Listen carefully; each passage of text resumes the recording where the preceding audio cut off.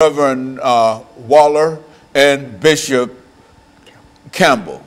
I'm sorry, Bishop Campbell, Walker, Waller, and Campbell. Yes. People I've known for many, many years, Yes. and yet still, when it comes time, the crunch time, I hesitate. And we're sorry about that. But really, I think what we'd like to talk about today is something that all three of us, three of you and myself, have been involved with over the many, many years. And Pastor Walker, especially you, I think that we've depended upon you primarily to contact many individuals to bring them to this show.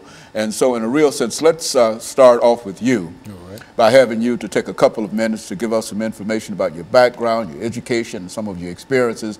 Then we'll allow Reverend Waller to do the same in reference to his background, education, and experience. And finally, we'll come to Bishop Campbell, and we'll allow him to sort of close us out on that first 6-minute segment. And then we'll come back, and in that 8-minute segment, we'll start with Bishop Campbell and then come on back around and do it like that. And I think that that will be quite instructive in terms of what we're trying to do. Let's start off with you, Pastor Walker. Well, I'm Pastor KWalker. I'm the senior servant of the Hands of God Christian Church located out here at 1545 11th Avenue North. And Dr. Haney, we've done quite a few shows together, and I'm always excited and delighted to be in your presence and to be able to bring, individuals on your show that I know have some good information and knowledge as well. I'm a native Nashvilleian. I attended the public school systems here in Tennessee, here in Nashville, up until a point where I got put out. I got put out of, excuse me, I got put out of all of the Davidson County public schools, and I was not able to attend any schools in the city when I hit the 10th grade. Fortunately for me, I had gotten in some trouble as well and faced some time in juvenile, and the juvenile court judge, Richard Jenkins at the time, thought it would be best if I went into the military than it would if I went in and became incarcerated. I had shot an individual when I was 15 years old, and went into the Navy. Stayed in the Navy about 19 months, long enough to get my foot wet, ride the ship overseas and stuff like that. Got out of the Navy, and at that time, you could go in the military without a GED, got out, or high school diploma, got out, went through Opportunities Industrialization Center, OIC, when I was in South Nashville, got a GED. Spent a little time at Tennessee State University, but all during that time, Dr. Haney, even prior to going in, I was always experiencing with drugs and stuff, and actually was addicted to drugs. Even when I was in college, I was shooting heroin and stuff like that. And of course, that eventually derailed my attempts at a college degree, wanted to become a fashion designer, and that derailed that. And of course, I ended up incarcerated in the state prison system, did a total of 5 years of my life incarcerated. And in August of 1986, August 24th, 1986, God stepped into my life, intervened in a powerful way. He called me into ministry, called me away from a 17+ year drug addiction directly into ministry, and I've been serving him ever since. But Reverend Waller, talk about yourself for a minute. Dr. Haney, I want to thank you for allowing me to be here. I am really grateful, man. I came from the streets in which I grew up at in West Nashville on 40th. As a little boy growing up, I loved the basketball. And in the midst of loving the basketball, out in the yard playing by myself, I got captured by the street life. And in the midst of all of that, I got incarcerated in street life for 20+ years of my life without being behind bars. Captured in my own community by a chemical that controlled my life for so many years. I went to Cone High School, and a lot of people thought I was going to become a great basketball player, but I didn't even know who I was. I was so out of control. But again, as Pastor Kevin Walker invited me, as he shared on how he was released from the bondage, and now I've been delivered myself for 24+ years. And it's amazing that there's so many people that are still doing the same thing that we used to do. And I'm just grateful to be here to make a difference. Now, Bishop Campbell, we have a minute for you to sort of make some statements, and then we'll come back to you during the second segment and start with you. But say who you are over the last minute that we have here, Yes. Bishop Campbell, and then we'll come back to you. I also want to thank you, Dr. Haney, for allowing me to be here. My name is Bishop Marcus Campbell. I'm the pastor of the Mount Carmel Missionary Baptist Church located at 1032 Monroe Street, and founder and CEO of the Gentleman and Not Gangster Juvenile Mentoring Program that we have here in Nashville, Tennessee. And so quite a bit has been done in reference to that particular program, and I think that the three of you bring some excellent information in reference to how we might be able to deal with some of the challenges that are facing our young people today. And so we're going to take our first commercial break, and we'll be back with our audience following this very, very short commercial break.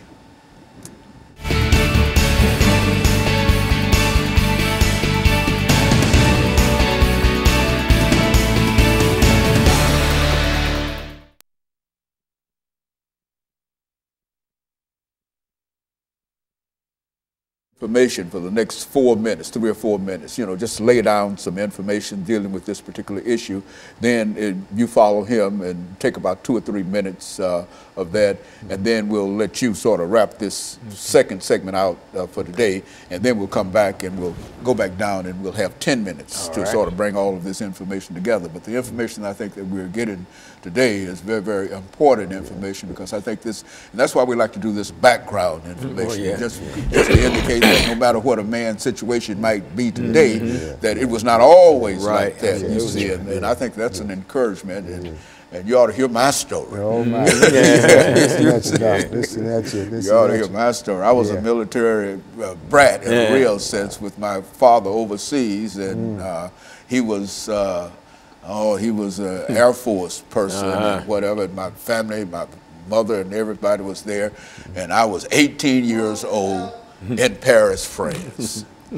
Running wild. Running wild. Young man. Running wild. Yes, sir. And so God Paris. saved me too. Yeah, we've all got those stories. Oh, yeah. I think that when we own up to them, then we can move forward. Absolutely. That's right. That's so true. Right. And so when we come back, Bishop, we'll start with you, and then Waller, and then on down. And this will be our 8-minute segment. All right. Is this the 8-minute segment? Yeah, this is the 8-minute segment. That's all right.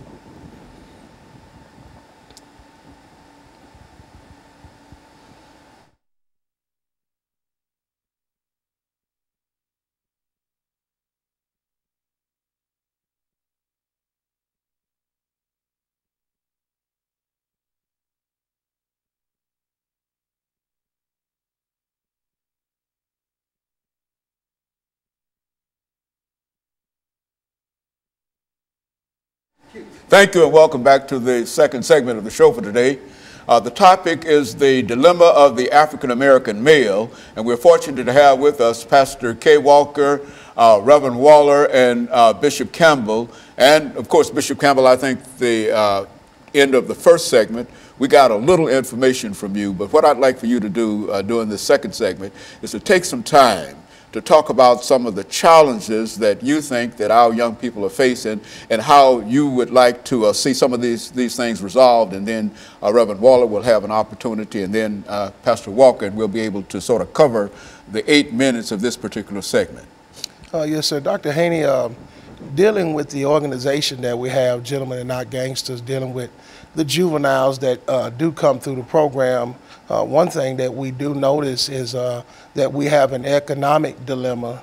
Not only that, we have an educational dilemma, and we have a personal dilemma. The economic dilemma is that mom and daddy might be incarcerated or have been incarcerated. It's hard for them to get a job and provide for their family with those felonies on their background.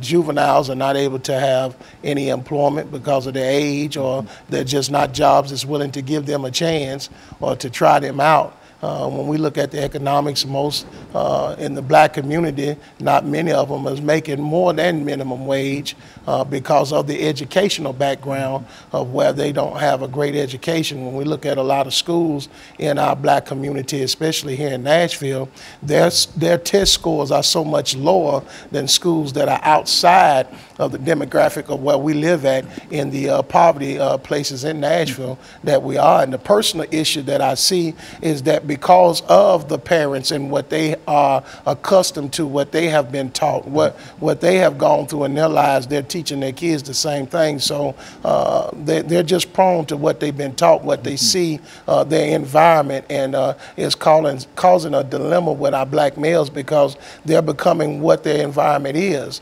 And I just believe believe if we had a better economical system for our black community with great educational background there to support them to be able to get their economical ways together, I think the personal problem with the parenting and the child would be totally different. But that's what we deal with a lot of times. We find that the parents are not as involved and engaged in their life as they should be. We care more for the kids than they do. They drop them off at the front door, they leave them. They don't come inside to see what the program is about. A lot of times they might not even drop them off. They give them a little bit of bus fare and tell them to get there the best way they can. So I think there's a big overall picture that we can't just key in on one point dealing with the dilemma with our young black males in America. You know, Bishop Campbell, what I'd like to understand, and perhaps you might be able to give us some information in reference to this, do you think it would be cost effective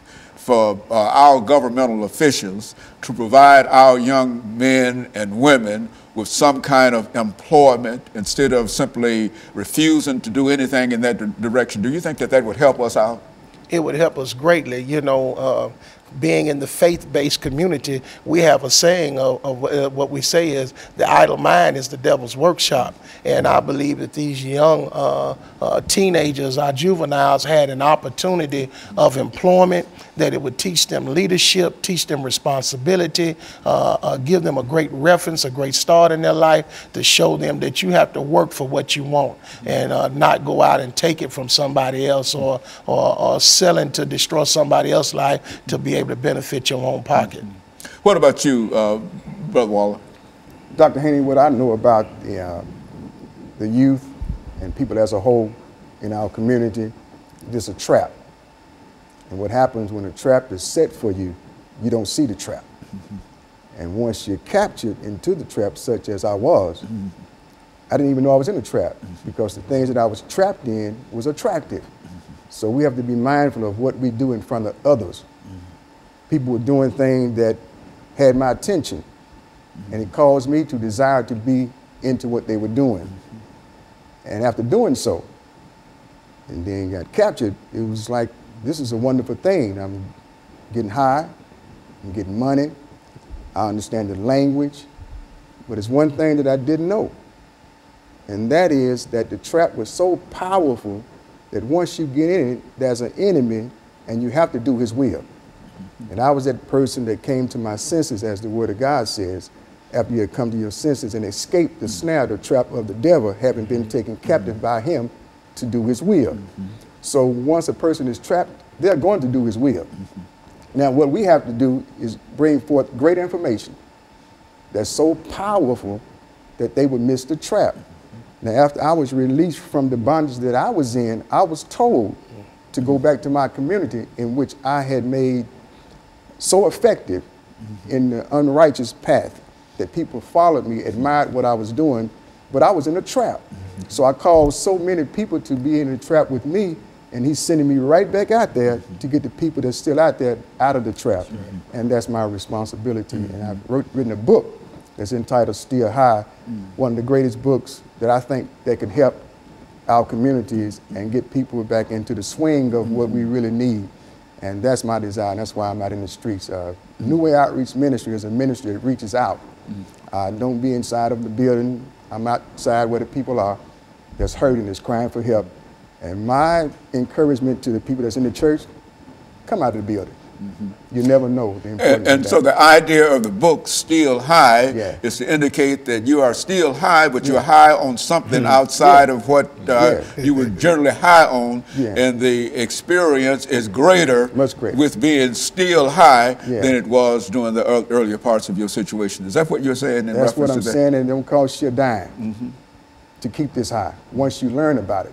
And it has so much information that the same enemy that captured me don't want nobody to get this book. This book been out since 2013, and I believe Nashville should be flooded with the book. If you want to see a difference, you never know until you try it. And I think some of the problems that we're talking about here are not problems that are limited in terms of the African-American experience and the African-American male, because in a real sense, getting high in the other sense is a national problem now, which is to say that more people are dying of cocaine and et cetera than in automobile accidents and et cetera. And so I think what you have there as a book is something that is very, very valuable and needed in terms of the kind of situations that we find, not African-American males, but African-Americans, other groups, and all of them find the same problems, the same challenges, and et cetera. And so what we're going to do, RWaller, we're going to take this second commercial break, and then we're going to come back and we're going to start with you doing this last 10-minute segment and then go down. And we'll be back with our audience following this very, very short commercial break.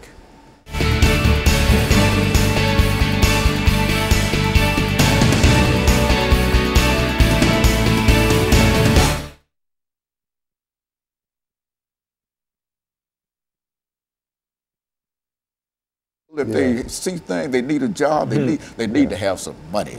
And if you had some way of knowing on Saturday you're going to get $55 or $60 or whatever, you could do something with that. That's true. It's hard telling the teenagers, drop your gang flag, put the dope down, if you can't give them means to be able to provide. That's right. It's hard to do. And that's hard for me to understand that our leaders and state legislature folks can't seem to understand that it's much more cost effective to do it that way than, but I don't know.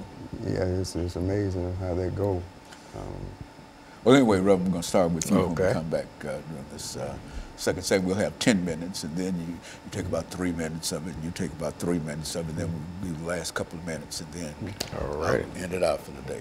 But this is exactly, I think that this is this kind of information is people need to know this. I think people know it, but it needs somebody to come to pull it all together and make them understand that.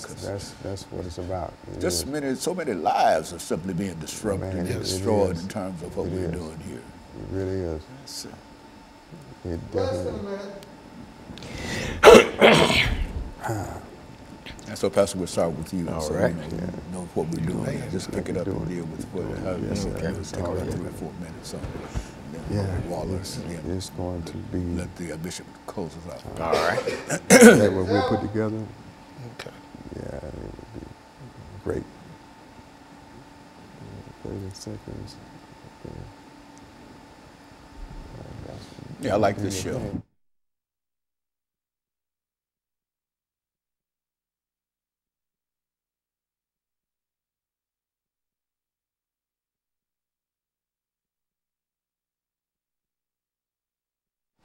Thank you and welcome back to the final segment of the show for today. We're talking to Pastor Walker, Reverend Waller, and Bishop Campbell. Reverend Campbell. Yeah, that's all right. Hey, I'm a pastor here, I'm a reverend there, and I'm a bishop down there. By the time I get to the bishop, I forget who the bishop is. Next time, Bishop, I'll start with you. But let us start off, Pastor Walker, really by making some comments in reference to the topic that we're trying to deal with today. And I think all of us understand the tenor and the purpose of what we're trying to do here. And let's speak from that perspective. You know, Dr. Haney, one of the things that Bishop Campbell touched on, and that you also offered some feedback into, we talked about the economics of it all. You know, we talk about one of the common denominators where people are that deals with the violence and the gang involvement, the drug selling, the robbing. It's all about economics. It's all about money. We live in America, the land of opportunity, a capitalistic society.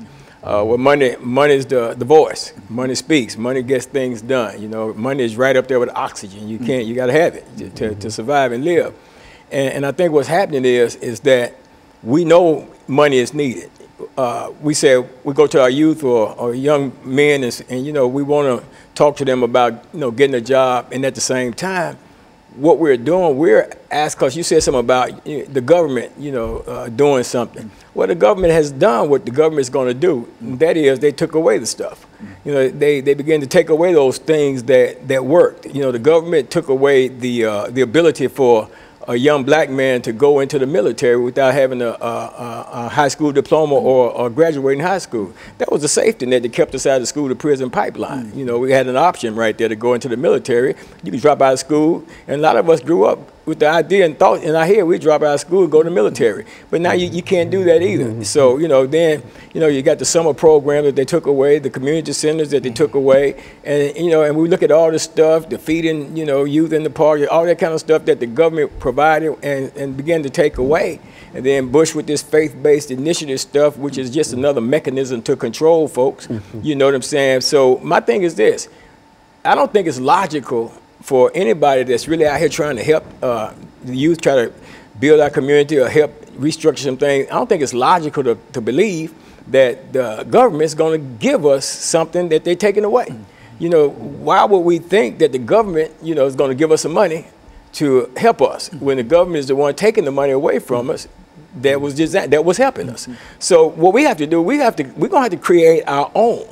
You know what I'm saying? If we want to provide jobs, we're going to have to create the monies ourselves and provide the jobs ourselves. Otherwise, won't no jobs be provided. We'll still be trying to get a 501c3, still begging the government for this, still begging this private foundation for that. And then if they give you the money, then you're starting to make a difference. They start seeing lives change, they start seeing growth and stuff and development and stuff like that. Then the next time you apply, submit for that grant, they're not going to give you the money because they don't want to see you succeed. But now if you're not doing anything, you're not producing no results, but you're just looking good on paper, they'll keep on giving you money. You know what I'm saying? But if you're showing some positive results and you really impacting the lives of these people, they're going to pull that money back because they don't want it to happen. You got the privatization of the prison system here going on, and they asking the states to guarantee me 90% occupancy, and you think the state going to give you some money to mess up that contract they got? No, they're not going to do that. So if we're going to do something,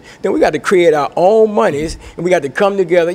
If you want to change a community, you got to buy it. You got to go in and buy it. You see it happening all over town. 12th South used to be 12th Avenue South. When folks went in there and bought it, they turned it into 12th South. I mean, we could do the same thing if enough people would just come together and pool resources. There's industries out here. If I stand in a room full of young black males that's selling dope, I'm not going to go in there talking to them about go get you a job because these are entrepreneurs.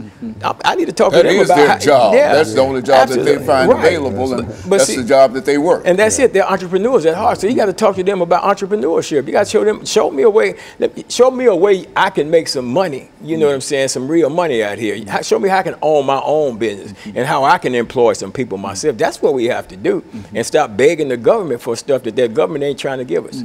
Brother Waller. Dr. Haney, what I like about an opportunity to reach out is that the gift that we have. A lot of us have gifts and don't really know how to exercise it. And when we do and get captured, we can no longer pursue it. That happened to me. So I have a chapter in my book called Forsaken Talent. And then after that, the chapter next to it is called Out of Control. And if you don't mind, I'll give you a little reading of it, just a little dab. Of Out of Control. This is what used to happen to me years ago before I ever thought about it in book writing. I can remember people asking me, Ricky, what college are you going to? Or who is recruiting you? My answer was always the same. College. Why would I go to someone's college and take a chance on breaking my ankle? I am making more money now than I would going to somebody's college. That's how I used to talk back then. And I said, how